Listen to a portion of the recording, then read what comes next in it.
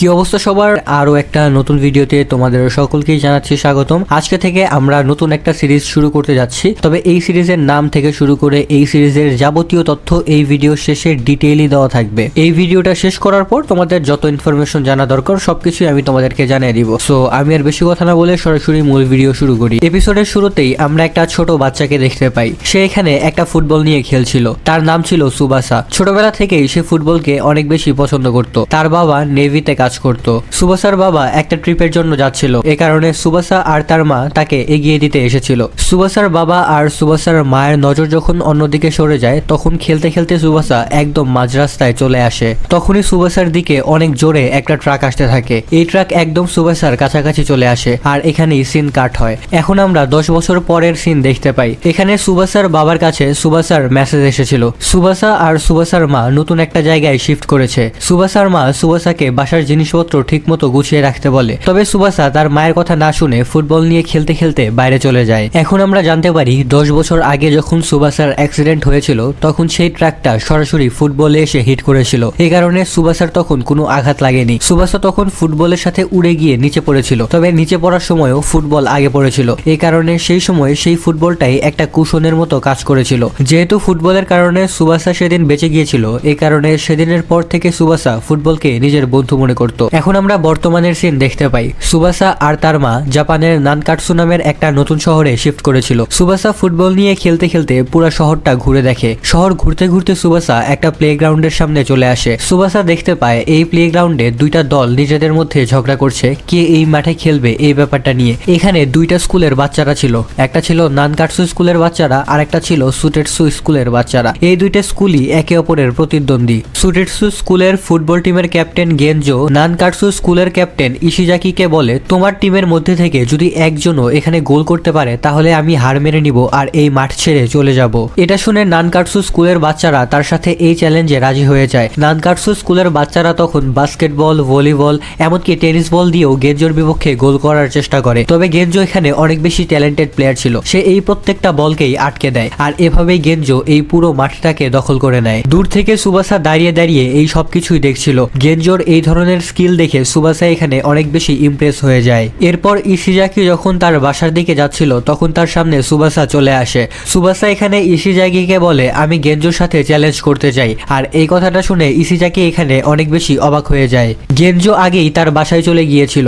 এই কারণে সুবাসা ইশিজাকিকে গেনজোর বাসার লোকেশন সম্পর্কে জিজ্ঞাসা করতে থাকে। ইশিজাকি তখন সুবাসাকে একটা পাহাড়ের উপরে নিয়ে যায়, যেখান থেকে গেনজোর বাসা স্পষ্টভাবে দেখা যায়। ইশিজাকি এটা মানতেই চাইছিল না যে সুবাসা গেনজোকে হারাতে পারবে, কারণ গেনজো গত বছর ন্যাশনাল খেলে ফিরে এসেছে আর ন্যাশনালে ওঠা পর্যন্ত গেনজো তার টিমে একটা গোলও হতে দেয়নি। এরপরে আমরা দেখতে পাই সুবাসা ফুটবলে একটা মেসেজ লিখে সেই বলটাকে গেনজোর বাসার দিকে কিক করে। গেনজো সেই সময়ে তার বাসার গার্ডেনে ছিল। তখনই তার কাছে সুবাসার পাঠানো সেই বলটা আসে। গেনজো তখন এই বলটাকে ক্যাচ করে ফেলে। এদিকে ইশিজাকি সুবাসার এই ধরনের কিক দেখে অনেক বেশি ইমপ্রেস হয়ে যায়, কারণ সুবাসা আসলেই অনেক দূর থেকে আর অনেক পাওয়ারফুল একটা কিক করেছিল। সুবাসার কিক দেখে একজন মাতাল লোক দৌড়ে দৌড়ে গেনজোর বাসার দিকে যেতে থাকে। এই মাতাল লোকটা গেনজোকে বলে এই বলটা অনেক দূরের ওই পাহাড় থেকে এখানে এসেছে। এটা শুনে গেনজো এখানে অনেক বেশি অবাক হয়ে যায়। এরপরে এই মাতাল লোকটা আর গেনজো মিলে যে এই বলটাকে কিক মেরেছে তাকে খোঁজার জন্য বেরিয়ে পড়ে। এর কিছুক্ষণ পর গেনজো আর সুবাসা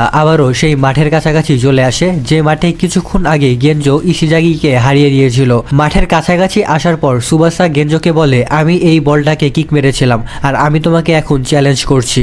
গেনজো বিশ্বাসই করতে পারছিল না যে একটা বাচ্চা এত দূর থেকে সেই ফুটবলটাকে কিক মেরেছে। গেনজো তখন রেগে গিয়ে তার কাছে থাকা ফুটবলটা অনেক জোরে সুবাসার দিকে কিক করে। সুবাসাও তখন প্রথমে সেই বলটাকে রিসিভ করে সেই বলটাকে আবারও পাল্টা অনেক জোরে কিক ব্যাক করে। তবে তখন তার সামনে একটা ট্রাক চলে আসে। সুবাসা বলকে এমন ভাবে কিক করেছিল যেন সেই বলটা ট্রাকের নিচ দিয়ে চলে যায়। বলটা তখন ট্রাকের নিচ দিয়ে গিয়ে গেনজোর হাতে চলে যায় আর এই জিনিসটা দেখে এখানে থাকা সবাই একদম শকড হয়ে যায়। শেষে ফাইনালি গেনজো সুবাসার চ্যালেঞ্জকে অ্যাকসেপ্ট করে নেয়। তবে গেনজো এখানে সুবাসাকে একটা শর্ত দিয়েছিল, গেঞ্জোর সাথে চ্যালেঞ্জ করতে হলে সুবাসাকে আগে সুটেটসু স্কুলের বি ফুটবল টিমকে হারাতে হবে। সুবাসা তখন কোনো কিছু না ভেবেই এই শর্তে রাজি হয়ে যায়, কারণ সুবাসা যে কোনো ভাবে গেঞ্জোর সাথে চ্যালেঞ্জ করতে চাইছিল।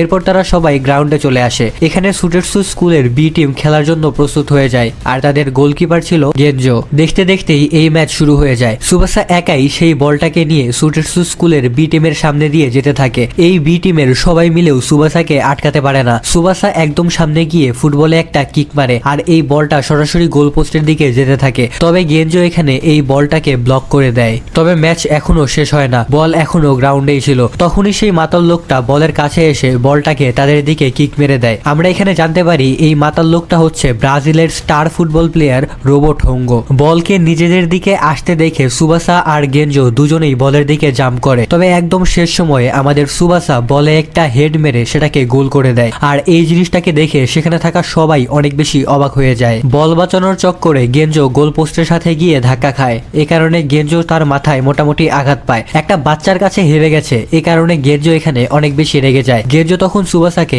ইন্টার স্কুল টুর্নামেন্টের জন্য চ্যালেঞ্জ করে। সুবাসাও তখন তার এই চ্যালেঞ্জে রাজি হয়ে যায়। গেঞ্জো তখন ইসিজাকিকে মাঠ দিয়ে সেখান থেকে চলে যায়। সুবাসার স্কিল দেখে ইসিজাকি সুবাসাকে নানকারসু ফুটবল টিমে যোগ দিতে বলে। এরপরে ইসিজাকি সুবাসাকে ইন্টার স্কুল টুর্নামেন্টের ব্যাপারে বলে। প্রতি বছর ইন্টার স্কুল টুর্নামেন্টে নানকারসু স্কুল আর সুটেটসু স্কুল বিভিন্ন স্পোর্টস অ্যাক্টিভিটিতে পার্টিসিপেট করে। এই দুই স্কুলই সেখানে অলমোস্ট সমানে সমানে কম্পিটিশন করে। তবে ফুটবল খেলার ব্যাপারে নানকারসু স্কুল সুটেটসু স্কুলের চেয়ে অনেক বেশি পিছিয়ে আছে। এরপরে রোবট সেখানে আসে। সুবাসা রোবটকে একবার দেখেই তাকে চিনে ফেলে। রোবট এখানে তাদেরকে বলে, আমি নানকারসু স্কুলের ফুটবল টিমের কোচ হতে চাই। ইসিজাকি আজ পর্যন্ত কখনোই ইন্টারন্যাশনাল ফুটবল ম্যাচ দেখেনি, এ কারণে সে এখানে রোবটকে চিনতে পারে না। ইসিজাকি এখানে রোবটের স্কিলের ব্যাপারে অনেক বেশি সন্দেহ করছিল। রোবট তখন নিজেকে প্রমাণ করার জন্য ফুটবলটাকে নিয়ে প্রথমে সেটাকে গোল পোস্টের বারে শট করে। এরপরে বল যখন ফিরে আসে তখন সে বাইসাইকেল কিক করে খুবই সহজে বলটাকে গোল করে দেয়। আর এই জিনিসটা দেখে ইসিজাকি এখানে অনেক বেশি অবাক হয়ে যায়। ইসিজাকি তখন সাথে সাথেই রোবটকে তাদের স্কুলের বা নানকারসু স্কুলের ফুটবল টিমের কোচ বানিয়ে দেয়। রোবটের এই ধরনের ফুটবল কিককে দেখে সুবাসাও এখানে তার কিককে কপি করার চেষ্টা করতে থাকে। আর এই জিনিসটাকে দেখে রোবট বুঝতে পারে যে সুবাসা আসলে ফুটবলের প্রতি কত বেশি প্যাশনেট। সুবাসা এখানে বারবার রোবটের সেই স্টাইলটাকে কপি করার চেষ্টা করছিল। কয়েকবার চেষ্টা করার পর সুবাসা এখানে সত্যি সত্যি রোবটের সেই স্টাইলটাকে পুরোপুরি কপি করে ফেলে। আর এই জিনিসটাকে দেখে রোবট আর ইসিজাকি দুজনেই এখানে অনেক বেশি শকড হয়ে যায়। পরের দিন সকালবেলা আমরা দেখতে পাই রোবট সুবাসার বাসায় ব্রেকফাস্ট করছে। সুবাসা যখন এই জিনিসটা দেখে তখন সে অনেক বেশি অবাক হয়ে যায়। রোবট তখন সুবাসাকে একটা চিঠি বের করে দেয়, আর এই চিঠিটা ছিল সুবাসার বাবার। আসলে সুবাসার বাবা ছিল রোবটের বন্ধু, আর সুবাসার বাবাই মূলত রোবটকে এখানে সুবাসার কাছে পাঠিয়েছে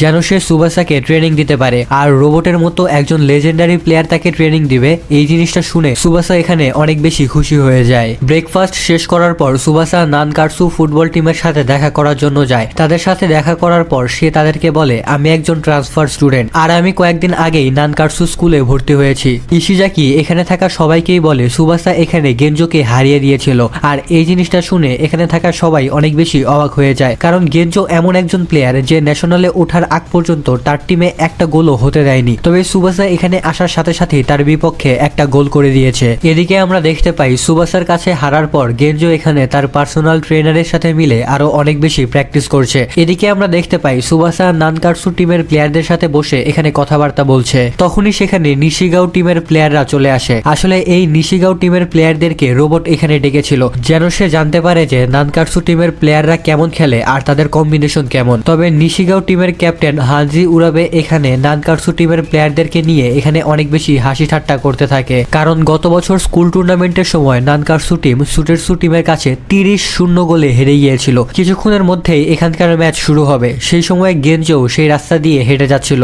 ম্যাচ শুরু হবে এটা দেখে গেঞ্জো সেখানে দাঁড়িয়ে যায় এই ম্যাচটাকে দেখার জন্য। এদিকে আমরা দেখতে পাই ইসিজাকির সাথে এই টিমের প্রত্যেকটা প্লেয়ারের অনেক ভালো সম্পর্ক ছিল। এ কারণে রোবট এখানে ইসিজাকিকে তাদের ক্যাপ্টেন বানিয়ে দেয়। এখানে নিশিগাও টিমের ক্যাপ্টেন হানজি ভাবছিল তারা খুবই সহজে নানকারসু টিমকে হারিয়ে দিবে। কিছুক্ষণের মধ্যেই ম্যাচ শুরু হয়ে যায়, আর আমরা দেখতে পাই প্রথমে নিশিগাও টিম বলকে কন্ট্রোল করছে। তখনই সেখানে সুবাসার এন্ট্রি হয়, আর সুবাসা একাই বলটাকে নিয়ে পুরো মাঠকে কন্ট্রোল করতে থাকে। সুবাসা একা একাই সেই বলটাকে সামনে নিয়ে গিয়ে গোল করে দেয়। আর এই জিনিসটাকে দেখে গেঞ্জো এখানে অনেক বেশি অবাক হয়ে যায়। নিশিগাও টিমের ক্যাপ্টেন হানজোর কোনো ধারণাই ছিল না যে নানকারসু টিমে টিমে সুবাসার মতো একজন প্লেয়ার আছে। সুবাসার এই ধরনের পারফরমেন্স দেখে তারা অনেক বেশি অবাক হয়ে যায়। সুবাসা একাই এই পুরো টিমকে হারিয়ে দিতে পারত, তবে সুবাসা এরকমটা করে না। সুবাসা বলকে প্রত্যেকটা প্লেয়ারের কাছেই পাস দেয় যেন খেলার সময় তারাও কিছু শিখতে পারে। সুবাসার এরকম গেম প্লের কারণে পুরো নানকাটসু টিমের পারফরমেন্সই অনেক বেশি হাই হয়ে যায়, আর এই জিনিসটাকে দেখে গেনজো এখানে অনেক বেশি অবাক হয়ে যায়। শেষে সুবাসা